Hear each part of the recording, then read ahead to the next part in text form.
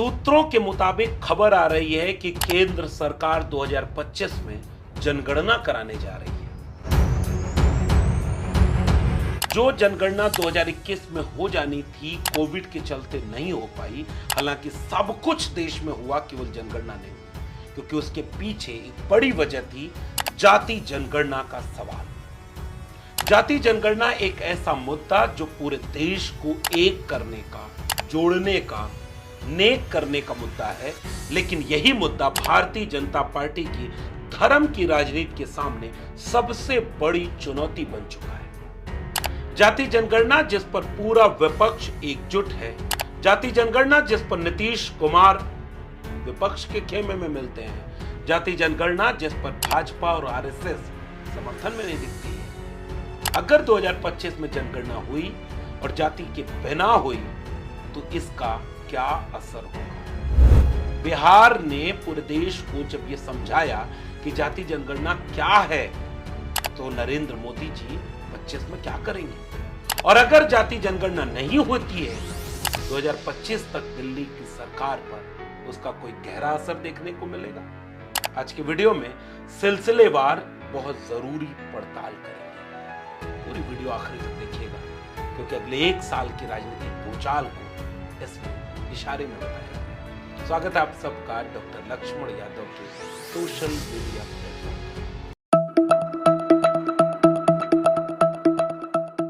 तो फिलहाल एक खबर फिर से, इंडिया टुडे का एक ऑनलाइन पोर्टल, जिसमें एक खबर छपी है कि next census in 2025 with expanded data collection on religion sects। Source Piyush Mishra, जिनकी खबर 28 अक्टूबर 2024 को इंडिया टुडे में छपी हुई है, वो ये बताती है कि सूत्रों के मुताबिक भारत सरकार जनगणना कराने के लिए 2025 में तैयारी कर रही है।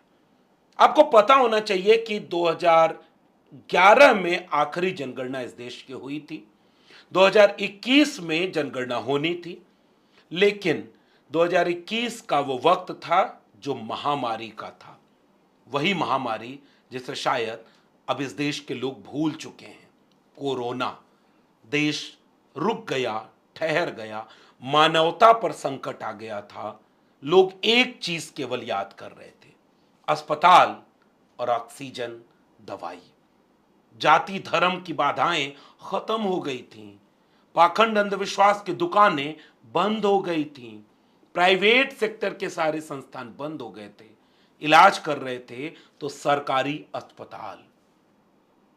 फिर कुत्ते नोच रहे थे लाशों को, गंगा में लाशें तैरती दिखाई दे रही थीं। मैनेजमेंट ध्वस्त हो चुका था।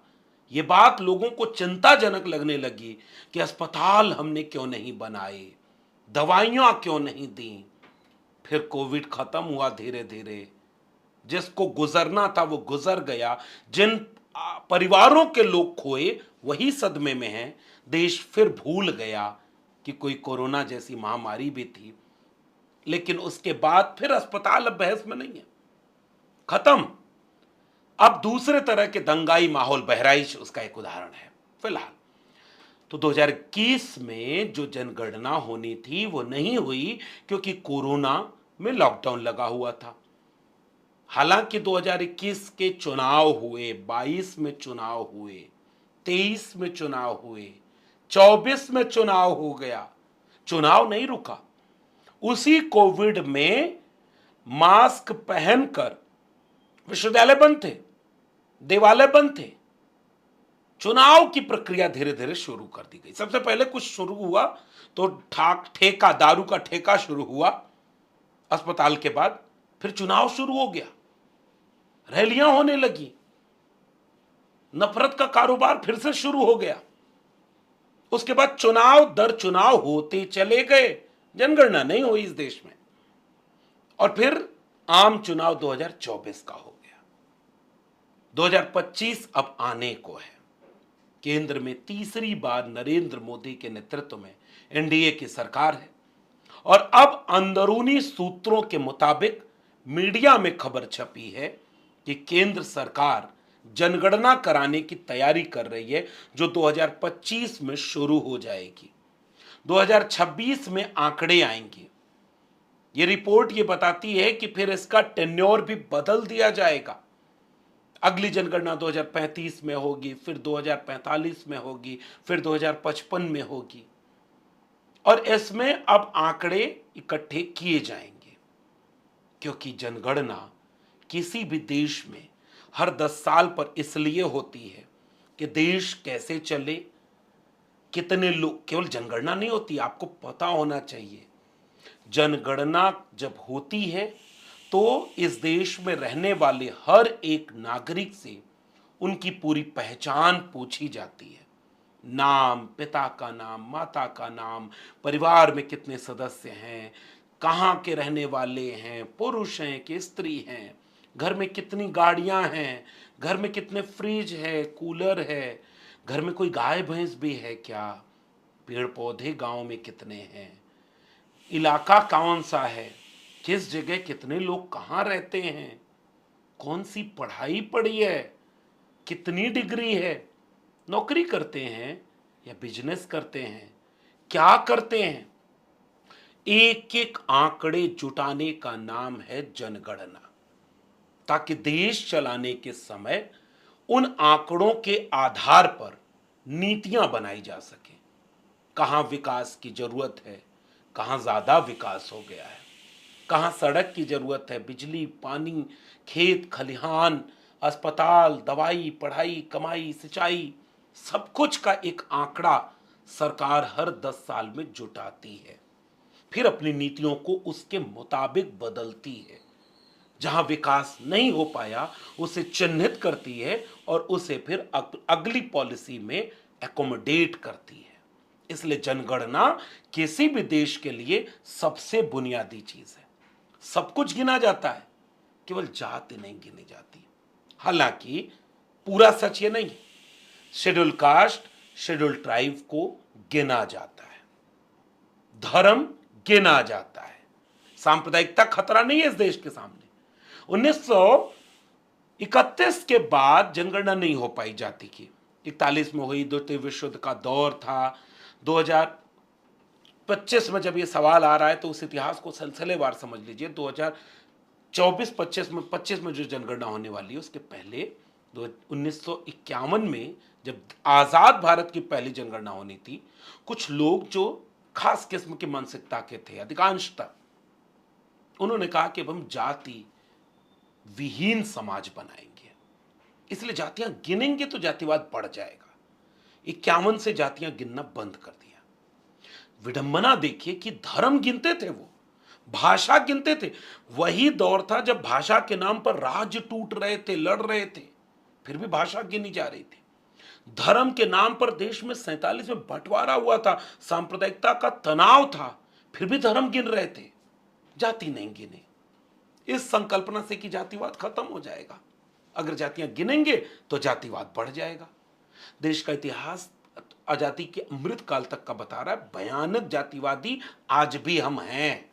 प्रधानमंत्री भी जाति बताते हैं, राष्ट्रपति भी जाति बताते हैं, मीडिया हाउसेज में एक ही जाति के लोग हैं, ब्यूरो सेक्रेटरी, देश चलाने में प्रोफेसर, वाइस चांसलर, जज, इन सब में जातियां हैं।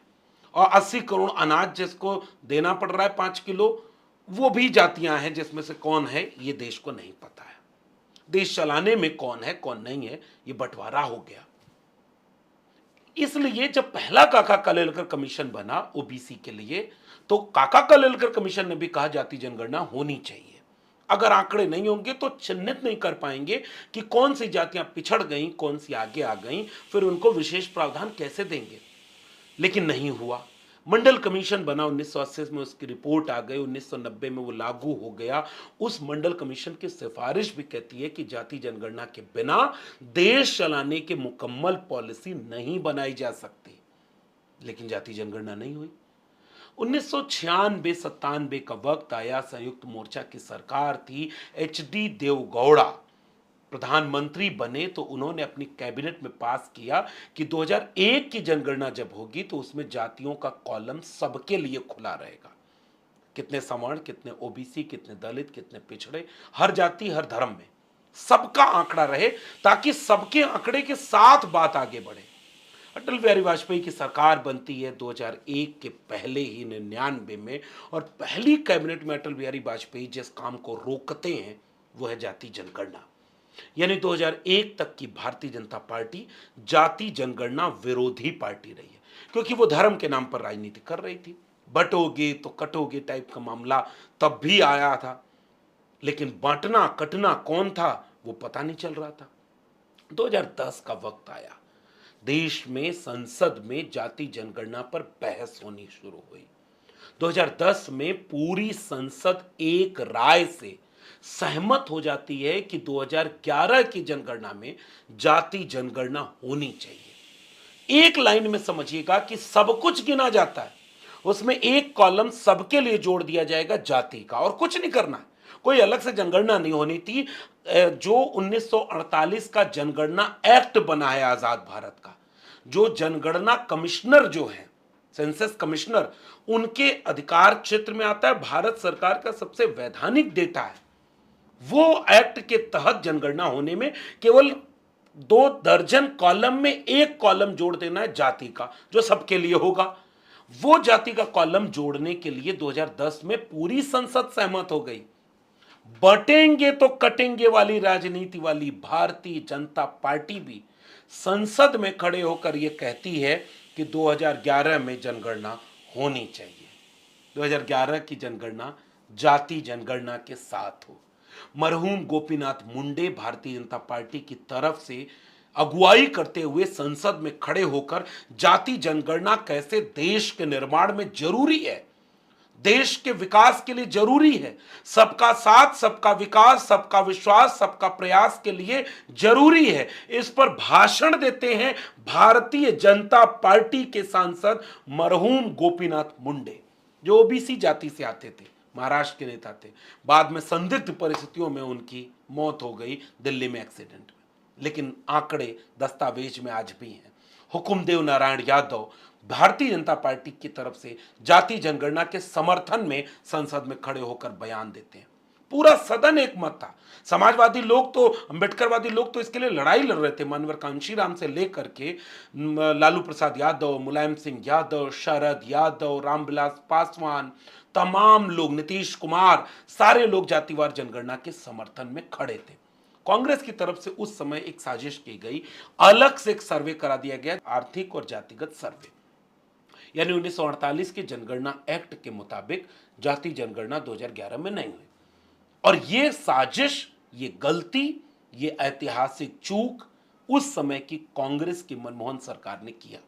प्रणब मुखर्जी और पी चिदंबरम, इन दोनों की संदिग्ध भूमिका इसमें रही, जिसका नुकसान इस देश को उठाना पड़ा। वरना आज 2023-24 में खड़े होकर राहुल गांधी को जातिगत जनगणना के समर्थन में बयान नहीं देना पड़ता। ये काम 2011 में हो चुका होता, क्योंकि बीजेपी तब बटेंगे तो कटेंगे की राजनीति नहीं कर रही थी, आरएसएस तब बटेंगे तो कटेंगे की राजनीति नहीं कर रहा था। उस समय बीजेपी और आरएसएस तो खैर नहीं समर्थन में था, लेकिन भारतीय जनता पार्टी जाति जनगणना के समर्थन में थी, क्योंकि सरकार कांग्रेस की थी, खेल कांग्रेस ने कर दिया। खैर, कांग्रेस की बात ये बात समझ में आई और आज राहुल गांधी कांग्रेस के बड़े नेता जाति जनगणना के समर्थन में है।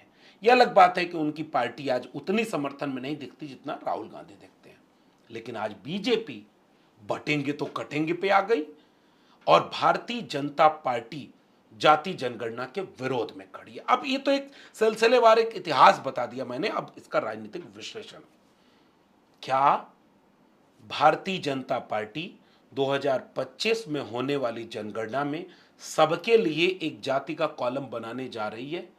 फिलहाल सूत्रों के मुताबिक खबर यह है कि ऐसी कोई कॉलम जातिगत जनगणना के लिए भारतीय जनता पार्टी की सरकार नहीं बनाने जा रही है।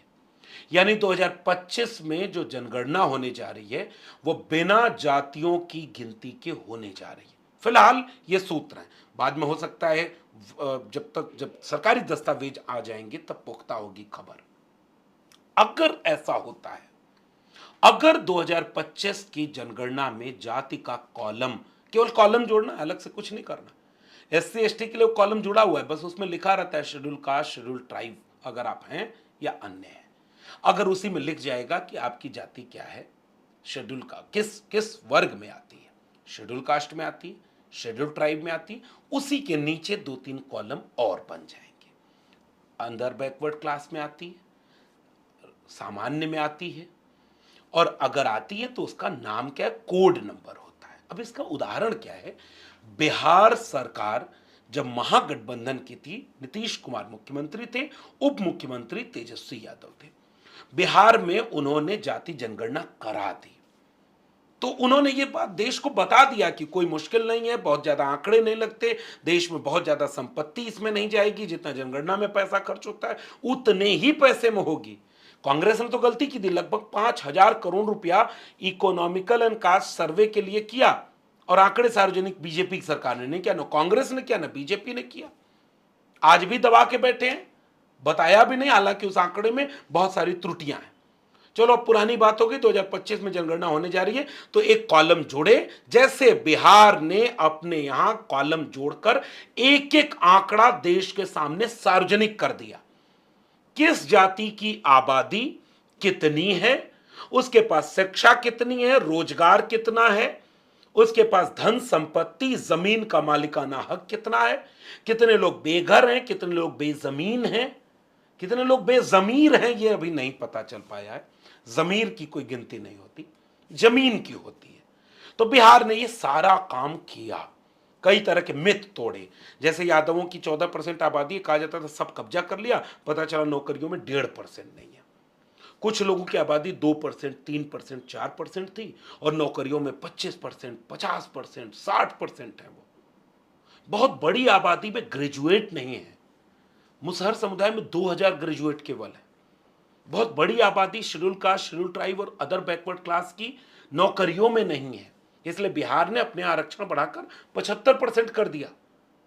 उसके बाद लोग, दलितों, पिछड़ों के पास जमीन नहीं, शिक्षा नहीं, रोजगार नहीं, एक एक करके इसके आंकड़े आ गए। इतना ही नहीं, सवर्ण तबके में आने वाले गरीबों के भी आंकड़े आ गए। किसके पास सवर्णों में जमीन नहीं, उसको भी जमीन देने के लिए सरकार ने योजना बना ली। बिहार सरकार ने क्रांतिकारी काम कर दिया, इस देश को बता दिया कि जाति जनगणना से कितना बड़ा देश का कल्याण होगा। बहुत बड़ा मुद्दा है, इसलिए आज पूरा विपक्ष एक साथ जाति जनगणना के पक्ष में खड़ा है। और विरोध में कौन खड़ा है? बटेंगे तो कटेंगे वाले, ये भाषा बोलने वाले विरोध में खड़े हैं। अब इसकी राजनीति क्या है? जब बिहार में सरकार महागठबंधन की थी, तो नीतीश कुमार के मुख्यमंत्री काल में जनगणना जाति के आधार पर हुई। उसका लाभ, उसकी क्रेडिट लेने के लिए, क्योंकि राज्य करा सकता है, कई बार कई राज्यों ने और भी कोशिश की, गृह मंत्री अमित शाह बिहार जाते हैं और कहते हैं कि बिहार में जाति जनगणना का फैसला तब हुआ जब हम बीजेपी के लोग सरकार में थे। तो बीजेपी के लोग जब बिहार की सरकार में थे तो जाति जनगणना हुई। फिर उत्तर प्रदेश में क्यों नहीं हुई? बीजेपी फुल मेजॉरिटी में है। मध्य प्रदेश में क्यों नहीं हुई? राजस्थान में क्यों नहीं हो रही? और पूरे दिल्ली यानी देश में क्यों नहीं हो रही? बीजेपी यहां घिर चुकी है। आज तक प्रधानमंत्री नरेंद्र मोदी, जो जब जाति जनगणना का सवाल केंद्र में आया तो बड़े बड़े भाषण देते पाए गए कि जाति तो होती ही नहीं, मेरे लिए केवल गरीब और अमीर जाति है। कुछ दिन बाद संसद में भाषण देते हुए कहे इनको सबसे बड़ा ओबीसी नहीं दिखता, जबकि उनको कहना चाहिए इनको सबसे बड़ा गरीब नहीं दिखता। लेकिन मोदी जी अपनी जाति बताते हैं, एक बार नहीं, कई कई बार, कभी पिछड़ा, कभी अति पिछड़ा। और अभी हाल ही में हरियाणा के चुनाव में प्रधानमंत्री भाषण दे रहे थे। प्रधानमंत्री बोल रहे हैं कि मुझे और नायब सिंह सैनी को इसलिए लोग गाली देते हैं क्योंकि हम अति पिछड़े समुदाय से आते हैं। जातियां बताते हैं, राष्ट्रपति की जातियां बताते हैं। अब बीजेपी ने सार्वजनिक किया कितने मुख्यमंत्री, कितने सांसद, कितने मंत्री, कितने विधायक, कितने नेता एससी, एसटी, ओबीसी बनाए हैं बीजेपी ने। बीजेपी को जब अपनी सुविधा हुई तो वो जातियां बताने में कहीं पीछे नहीं हुई। एक जगह पीछे होती है, जाति जनगणना के सवाल पर। और जाति जनगणना पर आज तक प्रधानमंत्री नरेंद्र मोदी, गृह मंत्री अमित शाह खुलकर विरोध नहीं कर पाए। आरएसएस की तरफ से भी यह कह दिया गया कि जाति जनगणना करा लीजिए, लेकिन उसका राजनीतिक उपयोग ना हो। राजनीति क्या होती है आरएसएस के लोगों को पता ही नहीं, क्योंकि सबसे बड़े नेता तो वही हैं, सबसे बड़ी राजनीति वही करते हैं, हर मुद्दे पर टिप्पणी वही करेंगे, लेकिन नाम रखें गैर राजनीतिक संगठन का। ये हाल है इस देश में राजनीतिक माहौल में जाति जनगणना का। नीतीश कुमार वहां समर्थन दे रहे हैं। एनडीए के एक सबसे बड़े पिलर नीतीश कुमार है, ओबीसी समुदाय से आते हैं। चंद्रबाबू नायडू का पूरी पॉलिटिक्स में एक बड़ी भूमिका ओबीसी की, क्योंकि ओबीसी का सबसे ज्यादा नुकसान इस पूरे विमर्श में हो रहा है। एससी और एसटी की दो जातियां गिनी जाती हैं, सवर्णों की और ओबीसी की गिनती नहीं होती। अगर जाति जनगणना होगी तो सबके आंकड़े आ जाएंगे, सब कुछ देश को पता चल जाएगा, एक्सरे हो जाएगा, वहां बीमारी का पता चल जाएगा, फिर इलाज शुरू होगा और फिर देश, सबका देश खूबसूरत देश बनेगा। इसका विरोध केवल एक तबके के लोग करते हैं जो मुट्ठी भर कब्जा किए हुए हैं, क्योंकि जाति जनगणना आंकड़े बता देती है, मुट्ठी खोल देती है कि किसकी मुट्ठी में क्या है। नीतीश कुमार ऐसे में नरेंद्र मोदी सरकार के साथ कैसे खड़े रहेंगे अगर 2025 के चुनाव में नरेंद्र मोदी की सरकार, वर्तमान में जो संकेत मिल रहे हैं कि वो जनगणना नहीं कराने जा रही, फिर नीतीश कुमार क्या करेंगे, बाकी चंद्रबाबू नायडू क्या करेंगे? और अगर जनगणना कराना मजबूर होती है तो बीजेपी और आरएसएस का बटेंगे तो कटेंगे का पूरा नैरेटिव ध्वस्त होगा। लेकिन फिलहाल बीजेपी और आरएसएस दोनों इस बटेंगे वाले नैरेटिव पर आ गई, जिसका सीधा संकेत है कि वो जाति जनगणना नहीं कराएंगे। कई बार बीजेपी कह चुकी है, कभी कहती है कराएंगे, कभी कहती है नहीं कराएंगे, सदन में कह चुके नहीं कराएंगे। और अगर नहीं कराती है 2025 में वो जाति जनगणना, तो समाजवादी पार्टी का पीडीए पॉलिटिक्स, राहुल गांधी की पॉलिटिक्स, विपक्ष की एकजुटता क्या 2025 तक दिल्ली पर कोई बड़ा राजनीतिक आंदोलन खड़ा करने की स्थिति में दिख रही है? क्योंकि जाति जनगणना सामान्य मुद्दा नहीं है, धर्म की सांप्रदायिक राजनीति के सामने बीजेपी के लिए एक चुनौती है जाति जनगणना का सवाल, क्योंकि इसमें दुश्मन विदेशी, आतंकवादी, खालिस्तानी, कपड़ों से पहचानने वाला वो नहीं मिलता, जिहादी नहीं मिलता, घर के भीतर मिलता है। ऐसे में पूरी पॉलिटिक्स अब जाति जनगणना के केंद्र में होने जा रही है, और अगर ये पॉलिटिक्स मजबूत हुई तो दिल्ली की सत्ता पर इसका गहरा असर देखने को मिलेगा। नीतीश कुमार बिहार में अगर जाति जनगणना करा रहे हैं तो देश में क्यों नहीं कराएंगे? और अगर जनगणना नहीं होनी थी जाति के आधार पर, तो क्या नीतीश कुमार समर्थन वापस लेने वाले हैं? और क्या अगर जाति जनगणना नहीं होगी तो नीतीश कुमार उन्हीं के साथ खड़े रह करके अपनी पूरी पॉलिटिक्स को खत्म करने वाले हैं? दिल्ली में हलचल तेज होने वाली है, मौसम बदलने वाला है, नजर आप भी रखिएगा। फिर मिलेंगे किसी और विशेषण के साथ, तब तक के लिए बहुत बहुत धन्यवाद।